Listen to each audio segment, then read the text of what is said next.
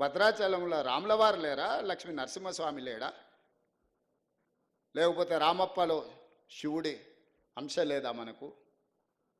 మనం మన వాటిని అభివృద్ధి చేసుకోలేదు కాబట్టి, ప్రభుత్వం వాటి మీద దృష్టి పెట్టలేదు కాబట్టి ఈరోజు మనం ఇతరుల వైపు చూస్తున్నాం. అద్భుతమైన శిలా సంపద ఉన్నది, అద్భుతమైన దేవాలయాలు ఉన్నది, అద్భుతమైన సంస్కృతి ఉన్నది తెలంగాణ ప్రాంతానికి. అందుకే ఈరోజు మనం ఎండోమెంట్స్ పాలసీ తీసుకొచ్చి టూరిజం ప్రమోషన్లో భాగంగా ఈరోజు వీటన్నిటిని అభివృద్ధి చేయాలని మనం ఒక పాలసీ తీసుకొచ్చినాం ఆల్రెడీ. అందుకే వైటీడీని ఈరోజు మనం పెట్టుకుని తొందరలోనే బోర్డు వేసుకుంటాం. అద్భుతంగా మనం మన దగ్గర ఉన్న పరిశ్రమలను కానీ దేవాలయాలను కానీ ఇక్కడ ఏమేం కావాలో అవన్నీ చేసుకుందాము. మనందరికీ సిలికాన్ వ్యాలీనే ఈరోజు మనం డ్రైవ్ చేయగలిగినాం. నిన్ననే మెక్డొనాల్డ్స్ హైదరాబాద్లో మా కార్పొరేట్ ఆఫీస్ పెట్టుకుంటాం, ఇండియాలోనే హైదరాబాద్కి వచ్చారు. బయోటెక్లో ప్రపంచంలోనే పేరెనికగా నామ్జెన్ అమెరికాలో ఉంటుంది. ఫస్ట్ టైం వాళ్ళ దేశాన్ని వదిలి బయటకు వచ్చారు, హైదరాబాద్కి వచ్చారు. హెచ్సిఎల్ వాళ్ళు 15,000 మంది, 1,00,000 మంది ఈరోజు వాళ్ళు ఎంప్లాయీస్ తెలంగాణలో. కాగ్నిజెంట్, విప్రో, ఇన్ఫోసిస్ ప్రపంచంలోనే అత్యధికంగా ఉద్యోగులు ఉన్న వాళ్ళ వ్యాపార సంస్థల్ని హైదరాబాద్లో విస్తరించుకున్నారు.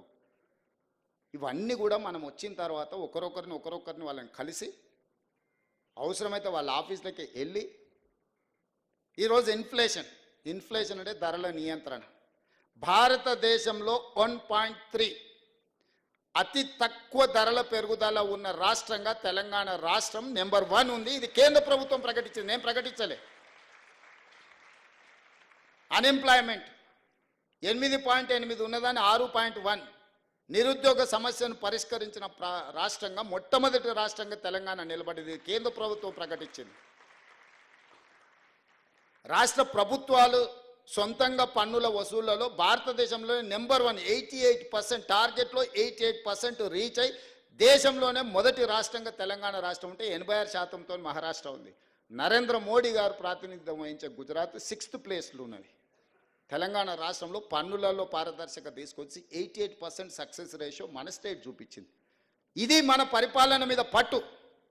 ధరల నియంత్రణలో, నిరుద్యోగ సమస్యను పరిష్కరించడంలో, రాష్ట్రం సేకరించాల్సిన పన్నులలో దేశానికే రోల్ మోడల్గా నిలబడి పెద్ద పెద్ద కార్పొరేట్ కంపెనీలను గుజరాత్కు పోకుండా తెలంగాణకు తీసుకొచ్చి తెలంగాణ పరిపాలన మీద పట్టు సాధించిన మేము దేశానికే ఆదర్శంగా నిలబడి తెలంగాణ మోడల్ అని ఈరోజు చెప్పుకుంటున్నాం. ఆయన అంటాడు, మిస్ యూనివర్స్ హైదరాబాద్లో ఎట్లా కండక్ట్ చేస్తారని. ఏంద్రా నాయన నీ బాధ, నీ దుఃఖమేంది? ఏంది అసలు ఆయన ఆవేదన ఏందో, బాధ ఏందో, దుఃఖం ఏందో నాకు అర్థం కాలే. ఒక అద్భుతమైన అవకాశం పర్యాటక రంగానికి ఇది. 140 దేశాలకు సంబంధించిన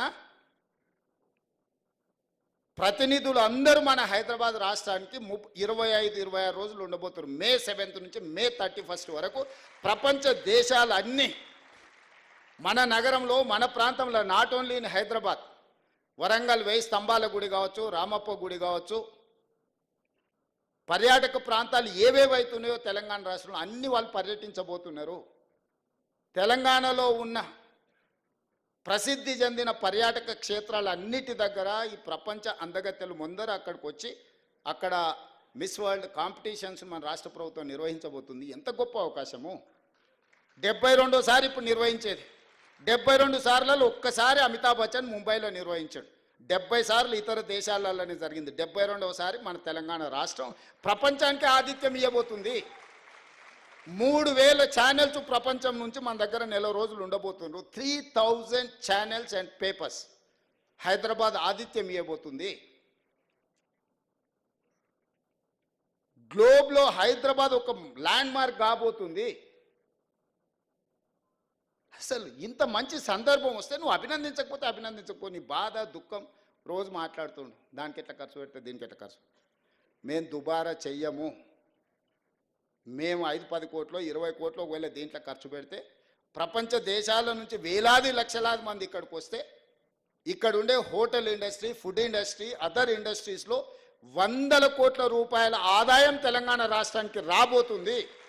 మీరే ఒక గుడికి యాదగిరి గుట్టకు పోతారు, బస్సు ఉచితం ఇచ్చినా మీరు ఉండి లేచింది అనుకోండి, ఆడ ఏదైనా షాపులలో కొనుక్కున్నది అనుకోండి, మీ ట్రాన్స్పోర్ట్ కంటే కూడా 3 అంతలు ఎక్కువ పైసలు ఖర్చు పెడతలేరా? మనం జాతరకు పోతాం, మన పిల్లలు అదిగోని ఇదిగోని అని అంటే మనల్ని ఎవరన్నా ఫ్రీగా తీసుకపోయినా మనం ఆడ ఖర్చు పెట్టొస్తలేమా?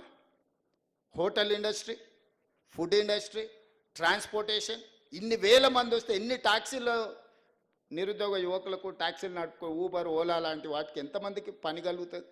ఎన్ని హోటల్స్ నెల రోజులు 100% బుకింగ్ ఉంటాయి? ఇంత ఆదాయం రాష్ట్రానికి రాబోతుంది. ప్రపంచ దేశాలని హైదరాబాద్ నగరం వైపు చూడబోతున్నాయి. ఇన్ని దేశాలను ఒక దగ్గరికి మనం రప్పించగలిగిన శక్తి సామర్థ్యం నీకుంటే, అమెరికాలో చదివచ్చినావు కదా, 10 ఏళ్ళలో ఎందుకు తీసుకురాలేదు? ఫార్ములా ఈ రేస్ అంట. ఫార్ములా ఈ రేస్ ముసుగులో ప్రభుత్వం పైసలు నువ్వు కొల్లగొట్టినావు స్వామి, అందుకోసమనే నువ్వు కేసు ఎదుర్కొంటున్నావు. నీకు నాకు పోలిక లేదు. ప్రజల కోణంలో ప్రజా సమస్యలను పరిష్కరించాలన్న ఆలోచనతో నేనున్నా. ఉద్యమం ముసుగులో మొత్తం ఉన్నదంతా ఊడ్చుకపోదామన్న ఆలోచనలో మీరున్నారు. నీకు నాకున్న తేడా ఇది. ఏ రోజన్నా మిమ్మల్ని ఆ కుటుంబ సభ్యులకి ఇట్లా కలిసి చెప్పడానికి మాట్లాడినారా? మీరు మీరు మీరు ప్రత్యక్ష సాక్షులే కదా, నేనేం కొత్తగా చెప్పాల్సిన పని లేదు కదా. నేను ఎందుకు ఇవన్నీ మీ దగ్గర పంచుకుంటున్నా అంటే, ఇవన్నీ చర్చలు జరగాలి. 10 సంవత్సరాల వాళ్ళ పరిపాలన, మొదటి 6 నెలలు మనకు పార్లమెంట్ ఎన్నికల వరకు మనం పరిపాలన చేసింది. ఇలా తర్వాత 10 నెలలు మనం పరిపాలన చేసింది. 10 నెలల్లో నేను తీసుకున్న నిర్ణయాలను విశ్లేషించండి.